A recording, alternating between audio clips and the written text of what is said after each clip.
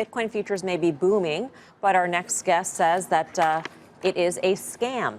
In an op-ed for Recode this week, former PayPal CEO Bill Harris called the cryptocurrency, quote, the greatest scam in history, noting that it is a pump and dump scheme unlike anything the world has ever seen. How does he really feel? Bill Harris joins us now from San Francisco to stand by these claims. Bill, great to have you with us. Hey, how are you? Good, thanks. Reading through this op-ed, it's sort of the bear case, the critic's case that has been put forth for a long time. It's not accepted as a means of payment. There's no store value because of the volatility in price. It has no intrinsic value. Is it possible, though, Bill, that perhaps Bitcoin has not yet found its use as a cryptocurrency yet, and that we're looking at the United States where there are numerous ways of digital payment and the use of dollars is reliable and good, and we're not looking at other markets that need an alternative currency such as the emerging markets? Well, sure, but even in emerging markets, might as well use dollars, euros, or existing currencies if the local currency is subject to hyperinflation. You are out there in Silicon Valley, and you probably hear a lot of the venture capitalists expound on the virtues of Bitcoin and blockchain, et cetera. Is there anything about this that you think is not a scam, or do you think that everybody's just sort of drinking the Kool-Aid? Well, yeah, so there's a lot that's not a scam, but yes, everyone's drinking the Kool-Aid. I think, just a couple of days ago, somebody relatively prominent said Bitcoin is bigger than the internet, bigger than the Industrial Revolution. Was that Tim Draper? Well, I didn't want to mention his name, but yes. Okay. Hi, Bill. It's Karen. And he's also saying that in 4 years it'll appreciate to the point where the Bitcoin or Bitcoin and all cyber or cryptocurrencies will be worth about half of the entire S&P 500. There's no relation between value and usefulness.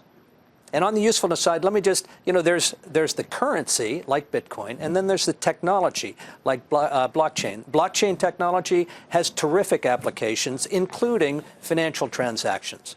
But we don't need a new currency to do it. And by the way, there's no reason that a new currency should instantly have, billions of dollars of value. Hey, Bill, it's Karen. Let me ask something. I read your piece. I agree with almost everything you said on the ICO market, but Bitcoin itself, a lot of the arguments you made, one can make them for gold. And yet gold exists as a part of people's portfolio. You can't really transact very well in it. You can transact much easier in Bitcoin. And it's only a store of value. It's not as volatile, but it's been around a lot longer. And then, these are properties that Bitcoin has as well, and people think of it as an asset class, which Bitcoin is sort of emerging as. So how do you differentiate between gold and Bitcoin? Well, I think similarly, gold is, yes, an asset, but not something that generates revenue or profits. It's just something that sits there.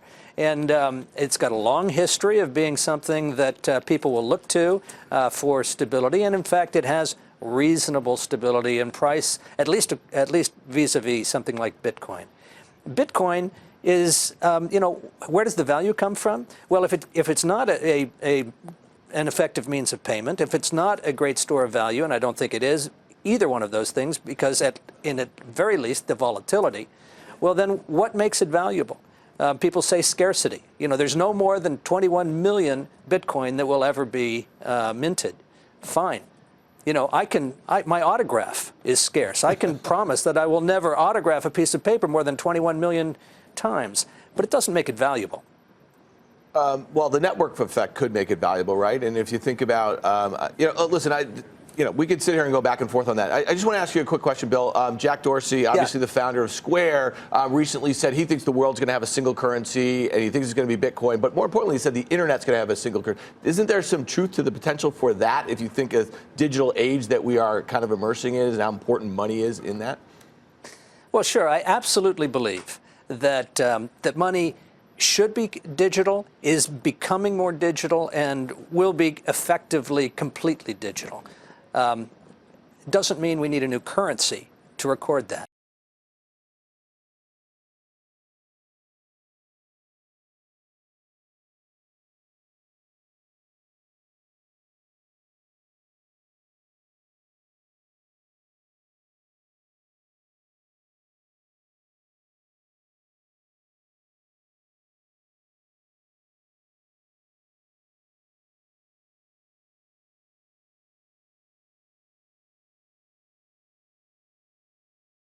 Hey there, thanks for checking out CNBC on YouTube. Be sure to subscribe to stay up to date on all of the day's biggest stories. You can also click on any of the videos around me to watch the latest from CNBC. Thanks for watching.